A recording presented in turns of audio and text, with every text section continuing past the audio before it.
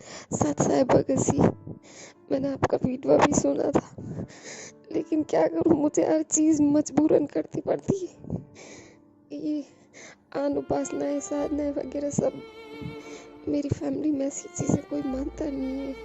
एक बार मैंने इनको बताया था गुरु जी के बारे में, लेकिन ये लोग ना गुरु जी को गालियाँ देने लगे। मैंने इनसे बहस करना जरूरी नहीं समझा और मैंने बोल दिया मैं तुम्हारी बात मानूंगी। मेरी शादी हो रखी है, इसलिए ना इनके ससुराल वालों के सामने ज़्यादा जिद नहीं कर सकती। ये बोले हम तेरी फैमिली को बता देंगे कि हमारा कहना नहीं मानती है। ऐसे में क्या करूँ, मैं सत्संग वगैरह सुनती हूँ ना तो घर वालों को किसी को पता नहीं है। ये पूरे दिन सिर्फ पढ़ाई का बोलते रहते हैं। मेरे पास ना तो गुरु जी की फोटो है, ना मैं ज्योति जला पाती हूँ। जो मंत्र मिला है ना उनका जाप करती हूँ और सत्संग सुनती हूँ। सत्साई बहन जी आप परेशान ना हो, परमात्मा पे विश्वास रखिए। ससुराल वाले अभी तत्व ज्ञान से अपरिचित हैं, परमात्मा से अपरिचित हैं। वो भी जो कर रहे हैं हो सकता है अपने विचार से आपके सुखद भविष्य के लिए कर रहे हैं, क्योंकि उन्हें ज्ञान नहीं है, आध्यात्मिक ज्ञान नहीं है। सांसारिक दृष्टि से उन्हें लगता है कि ये पढ़ जाएगी, लिख जाएगी, कोई नौकरी लग जाएगी तो इसके लिए भी अच्छा होगा, हमारे लिए भी अच्छा होगा, लेकिन वो परमात्मा के विधान से परिचित नहीं है। तो बहन मनसा हो सकता है उनकी भी अच्छी हो। तो और रही बात आन उपासना की, बहन देखो, आप परमात्मा को दिल में बसा के रखो, गुरुदेव का चिंतन रखो, गुरुदेव का मनन करती रहो। जो भी मंत्र आपको परमात्मा ने बख्शिश किया है उस मंत्र से आप लगे रहो। और यदि ऐसी कोई विशेष आपत्ति, ऐसे विशेष मजबूरी, ऐसा विशेष दबाव यदि आप ज्ञान उपासना के लिए आता है, मैंने एक फॉर्मेलिटी इसी मान के, क्योंकि देखो आप संघर्ष नहीं कर सकती। अगर आप संघर्ष कर सकती हो जब तो मीरा की तरह अड़ जाओ, और आपको लगता है कि मैं ये संघर्ष अभी नहीं कर पाऊंगी, मैं अभी इस लायक तैयार नहीं हूँ, तो बहन फिर एक फॉर्मेलिटी के लिए परमात्मा ने बताया, फिर एक फॉर्मेलिटी के लिए जैसा वो कहें फिर आप वैसा कीजिए, लेकिन ध्यान में अपने परमात्मा को रखिए। उसमें फिर परमात्मा दोष नहीं लगने देता, क्योंकि परमेश्वर अंतर्यामी है और गुरुदेव हमारे अंदर के भाव देख सकता है, स्पष्ट उनको दिखाई देती है हमारी सोच, हमारी मनसा, हमारा मनन चिंतन। तो परमात्मा बहन अंदर के भाव देखता है कि अंदर इसके क्या चल रहा है, और बाहर ये जो क्रिया कर रही है या लोग इससे जो करवा रहे हैं वो किस मनसा से करवा रहे हैं। तो आप बिल्कुल चिंता ना करें बहन, पढ़ाई के लिए कहें तो आप पढ़ती भी रहिए, और साथ में जब समय मिले तो परमात्मा का सत्संग सुमरण भी आप करती रहिए। समय बीत जाएगा, ज़्यादा समय नहीं है बहन, परमात्मा जल्दी ही दया करेंगे। मालिक को भी पता है कि मेरी आत्माएं किस कदर परेशान हो रही हैं, कैसे कैसे जुल्म, कैसे कैसा संघर्ष का सामना उन्हें करना पड़ रहा है। और कोई बाप नहीं चाहता कि उसका बेटा बेटी इतना परेशान हो, दुखी हो। हमारी आंखों के सामने हमारे बच्चे को अगर इतना कोई दबाए, परेशान करे, तो बहन हम लोग लड़ जाते हैं, भिड़ जाते हैं, सहन नहीं कर पाता एक सामान्य इंसान। तो सोचो उस समर्थ होते हुए भी परमात्मा कैसे सहन कर रहा है। तो हमने परमात्मा के मिशन को भी समझना है। परमात्मा चाहता है कि हम थोड़ा ज्ञान आधार से दृढ़ हों, हम भी थोड़ा संघर्ष करना सीखें, थोड़ी मेहनत करें, लोगों को ज्ञान आधार से प्रेम के साथ में जवाब देना सीखें। तो बहन ज़्यादा समय नहीं है, परमात्मा जल्दी ही हम सब नीचों पे दया करेंगे। जल्दी ही एक भक्तिमय माहौल इस संसार में बनेगा, पूरी दुनिया में बनेगा। ठीक है, उससे पहले यदि कुछ उथल पुथल होनी है, कोई युद्ध की स्थिति होनी है, क्योंकि देखो संसार में सभी आत्माएं भक्ति के लायक नहीं हैं, और जो आत्माएं भक्ति के लायक नहीं हैं बहन, उनका सर्वनाश भी निश्चित है। तो हो सकता है वैश्विक स्तर पे कुछ घटनाएं ऐसी घटेंगी, काफ़ी लोगों का सर्वनाश होगा, काफ़ी लोग अकाल मृत्यु को प्राप्त होंगे। और अकाल मृत्यु को प्राप्त वही लोग होंगे जो परमात्मा की आत्माओं के मार्ग में बाधा बनने वाले थे, भक्ति मार्ग में जो बाधा बनने वाले थे, वही लोग इस वैश्विक उथल पुथल में यहाँ से जाएंगे। तो तब तक बहन हमें थोड़ा सा ज्ञान को आधार बनाना पड़ेगा, थोड़ी हिम्मत रखनी पड़ेगी। कुछ भी करें, कुछ भी कराएं बहन, ये आपकी मजबूरी है, आपकी परेशानी है। यदि आप मीरा का रोल नहीं निभा सकती हैं तो बहन आप नीची गर्दन करके और परमात्मा की भक्ति में लगी रहें। जैसा वो करें वैसा आप जी करती रहें, लेकिन परमात्मा से प्रार्थना भी करती रहें कि हे परमपिता परमेश्वर, आप अंतर्यामी हैं मालिक, मेरी पार नहीं बसा रही है, मैं हर तरीके से निर्बल हूँ, अबला हूँ इन लोगों के आगे। अब ये चाहे तो परमात्मा मेरे ज्ञान की कमी हो, या चाहे मैं संघर्ष नहीं कर पा रही, मेरे अंदर वो हिम्मत नहीं है, परमात्मा चाहे इस चीज़ की कमी हो, आप अंतर्यामी है, जानी जान है, आप सब जानते हैं। तो परमात्मा, लेकिन मेरे अंदर आप हो, मेरे अंदर से आप नहीं निकल सकते। आपका जो ज्ञान है वो इस कदर इस दासी के हृदय में, आत्मा में, मन में समा गया है कि देवी देवता, ब्रह्मा विष्णु महेश, या कोई भी जिनकी मुझसे आन उपासना करवाई जा रही है, दबाव बनाया जा रहा है, उनके लिए 0% भी जगह मेरे दिल में नहीं है। तो परमात्मा तो अंतर्यामी है बहन। परमात्मा तो केवल एक फॉर्मेलिटी के तौर पे अपने बच्चे के मुख से सुनना चाहता है, प्रार्थना के रूप में अपने बच्चे के मुख से सुनना चाहता है कि मेरा बच्चा मेरे से किस तरह प्रार्थना करता है, क्या बोलता है, क्या कहता है। बाकी काम परमात्मा का है। सूरदास की कथा बहन आपने सुनी होगी। परमात्मा ने बताया था कि एक सूरदास था, वो भगत था, और उसको थोड़ा दस्त लग गए, लूज मोशन हो गए। तो उसने सोचा कि यहाँ एक आधा भगत आता है आश्रम में, बेचारे मेरी सेवा में लगे रहते हैं, बड़े दुखी हैं, क्यों ना मैं जंगल की तरफ चला जाऊँ और अपना शरीर त्याग दूंगा वहाँ पे। इस शरीर को कोई जंगली जानवर, कोई पशु खा लेगा तो उसका भी उद्धार हो जाएगा। ये सोचकर सूरदास जंगल की तरफ चला गया और गहरा चला गया अंदर। गुरुजी ने कहा कि वो इतना अंदर चला गया कि उसको कुछ भी नहीं सूझ रहा था। एक जगह जाके वो बैठ गया। अब परमात्मा अपने भगत के साथ में रहता है। तो तभी एक बच्चा आया और कहा कि बाबा बाबा, लगता आपको भूख लगी है। तो सूरदास ने सोचा भाई होगा कोई बच्चा, आसपास में कोई परिवार रहता होगा यहाँ पे। उसने कहा हाँ बेटा, मुझे भूख लगी है। तो इतने में बच्चा थाली से, खिचड़ी थी उस थाली में, और उस बाबा को पकड़ाते हुआ कि लो बाबा, मेरी माँ ने आपके लिए खिचड़ी भेजी है, आपको देख के कि भाई एक बाबा बैठा है, आप एक खिचड़ी खा लो बाबा। तो सूरदास ने परमात्मा का शुक्रिया अदा किया कि हे परमपिता परमेश्वर, हे मालिक, आप इतने दयालु। परमात्मा, जंगल में भी आपने अपने दास की सेवा कर डाली, अपने दास का इतना ध्यान रखा आपने। सूरदास ने खिचड़ी खाई।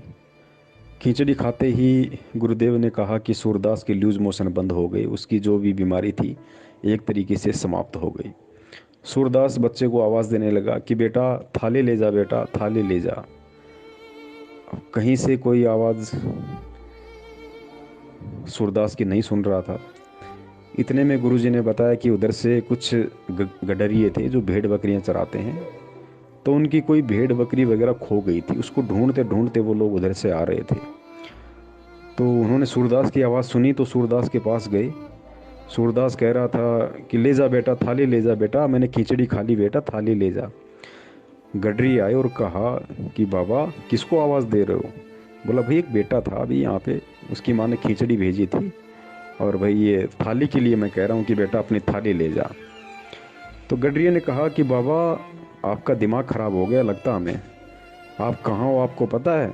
आप जिस जगह बैठे हुए बियाबान जंगल है, यहाँ से तो कई किलोमीटर दूर कोई घर तो छोड़िए कोई गांव भी नहीं है, किसको आवाज़ लगा रहे हो आप? तो सूरदास चूँकि भगत था, परमात्मा की आत्मा थी, अंदर से उसको चेतना हुई, वो समझ गया। उसने कहा भाई ठीक है भाई, मैं समझ गया भाई कौन था क्या नहीं था, किसने खिचड़ी खिलाई। सूरदास के अंदर एक जोश पैदा हो गया, एक उमंग पैदा हो गई, नई चेतना जागृत हुई उसके अंदर।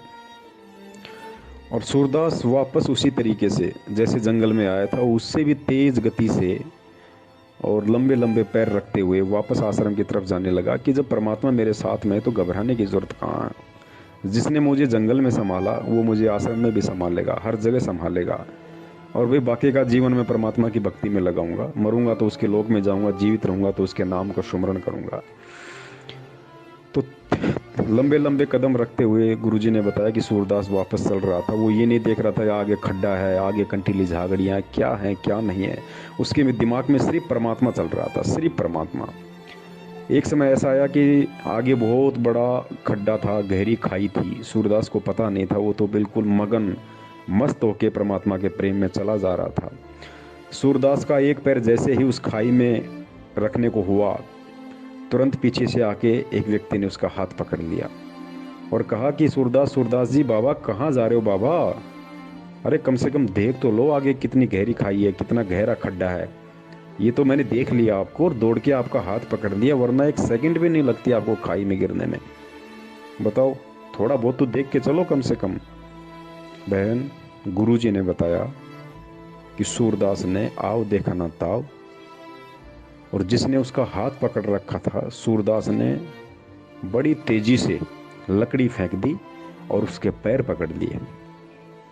पैर पकड़ के बैठ गया। बोले भगवान, बोले हे परमात्मा, आधा घंटे पहले तो चकमा दे के निकल गया, अब नहीं निकल सकता, अब नहीं छोड़ूंगा परमात्मा, अब चकमा नहीं दे सकते आप सूरदास को। तो वो व्यक्ति बोला, अरे भाई तू तो अच्छा आदमी यार, तेरी जान क्या बचा दी, मेरे तो गले पड़ गया। अरे मैं तो रास्ते से जा रहा था, अचानक से तुझे देख लिया, दौड़ के तेरी जान क्या बचाई, मेरे गले पड़ गया। कौन भगवान, कैसा भगवान, भाई छोड़, मुझे जाना है मुझे। तो सूरदास ने कहा कि परमात्मा, ये सूरदास एक बार धोखा खा सकता है, बार बार धोखा नहीं खा सकता, लेकिन परमात्मा भी लीला पूरी करता है। उस व्यक्ति ने कहा कि नहीं नहीं भाई, मैं कोई परमात्मा नहीं हूँ भाई, कहाँ पागल हो रहा है, छोड़ो, मुझे जाना है भाई, मुझे काम है। तो गुरुजी ने कहा कि उस व्यक्ति ने ज़बरदस्ती करते हुए और सूरदास से अपना पैर छुड़वा लिया। तो सूरदास ने रोते हुए कहा, गुरुदेव ने बताया, सूरदास ने कहा कि कोई बात नहीं परमात्मा, आप समर्थ हो, आप शक्तिमान हो, आप कुछ भी कर सकते हो, मेरी क्या औकात आपके सामने जो मैं आपका पैर पकड़ के रख सकूं, मैं आपको कस के पकड़ सकूं, मेरी क्या औकात है, मैं दीन हूं, मैं निर्बल हूं। परमात्मा ने एक वाणी के माध्यम से बताया कि सूरदास ने कहा कि हीन समझ के पैर छुड़ा गया। हीन यानी कमजोर। सूरदास ने कहा कि हीन समझ के, हीन जान के पैर छुड़ा गया, है सर्वशक्तिमान तू। सूरदास ने कहा कि हे परमात्मा, मैं दुर्बल हूँ, निर्बल हूँ, कमजोर हूँ, मुझको हीन समझकर आप अपना पैर छुड़ा गए, क्योंकि आप सर्वशक्तिमान हो। तो सूरदास ने कहा कि हीन समझ के, कमजोर समझ के पैर छुड़ा गया, है सर्वशक्तिमान तू, पर सूरदास के दिल से निकल जा, जब मानो किसा बलवान तू। कि परमात्मा, पैर तो आप छुड़ा गए क्योंकि निर्बल हूँ, दुर्बल हूँ, कमज़ोर हूँ, लेकिन आपको तब मानूं कि आप भगवान हो, तब मानूं कि आप बहुत बड़े समर्थ हो, शक्तिशाली हो। इस सूरदास के दिल से निकल के दिखा दो आप एक बार। तो बहन, परिवार वाले चाहे आन उपासना के लिए दबाव डालें, चाहे किसी भी चीज़ के लिए प्रेशराइज करें, बहन आपने अपने दिल में उस परमात्मा को, दास जो बार बार परमात्मा शब्द यूज़ करता है, बहन वो परमात्मा शब्द केवल सतगुरु के लिए है, गुरुदेव संत रामपाल जी महाराज जी के लिए है। तो बहन, ये चाहे कितनी आपसे आन उपासना करवा लें दबाव बना के, मजबूरी में, लेकिन जिस तरह आपने अपने सतगुरु को, अपने परमात्मा को अपने दिल में बैठा रखा है उस सूरदास की तरह, उसको कोई नहीं निकाल सकता बहन। वो देवी देवता, ब्रह्मा विष्णु महेश, माता गणेश उस परमात्मा की जगह पे आके नहीं बैठ सकते, उस परमात्मा की जगह 7 जन्म में भी नहीं ले सकते, क्योंकि ज्ञान ही ऐसा है। ये ज्ञान भगत को इस कदर पागल बना देता है, भगत को इस कदर प्रेरित करके और अपना बना लेता है बहन, उसके बाद किसी और के लिए जगह ही नहीं बचती है। तो आपकी मजबूरी है तो बहन आप परमात्मा से प्रार्थना करती रहिए कि हे परमात्मा, आपके दासी की हालत तो सूरदास की तरह है, इस दासी के दिल में, इस दासी के मन मस्तिष्क में परमात्मा आपके अलावा दूसरा कोई नहीं समा सकता है इष्ट रूप में। हे गुरुदेव, बाकी मैं सांसारिक दृष्टि से कमज़ोर हूँ, हीन हूँ, दुर्बल हूँ, आप अंतर्यामी हो, मेरी हर स्थिति से वाकिफ़ हो। तो परमेश्वर अब आपके हाथ में है मालिक, बाकी मैं आपकी भक्ति पे लगी हुई हूँ, जितनी मेरे से बन पाती है। मेरे श्रद्धा भाव में किसी प्रकार की कोई कमी नहीं है। बाकी परमेश्वर आप जानी जान है, क्या मेरे साथ हो रहा है, क्या नहीं हो रहा है। तो बहन, ऐसी स्थिति में परमात्मा उस आत्मा को दोषी नहीं मानता है, नहीं समझता है, क्योंकि सच्चाई का पता लगने के बाद एक आम प्राणी भी सामने वाले को क्षमा कर देता है, और मालिक तो जानी जान, वो तो अंतर्यामी। तो सतगुरु बहन मजबूरी में या दबाव देकर आपसे करवाई गई किसी भी क्रिया में कैसे दोष देख सकता है, परमात्मा कैसे आपसे नाराज हो सकता है। और एक समय ऐसा आएगा परमात्मा वो दया कर देगा, वो परिवार वाले आंखों से आंसू निकाला करेंगे कि बेटी धन्य है तेरी भक्ति को और धन्य है बेटी तेरे गुरुदेव को, जो ऐसी विपरीत परिस्थितियों में हमसे छुप छुपा कर भी तो अपने भगवान को याद किया करती थी, उसकी भक्ति किया करती थी।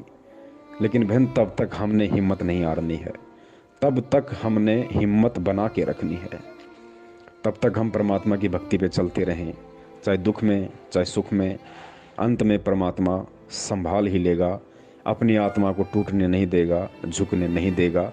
बस ये हिम्मत बना के रखना बहन, ये अंतिम दाव है इस कलयुग का।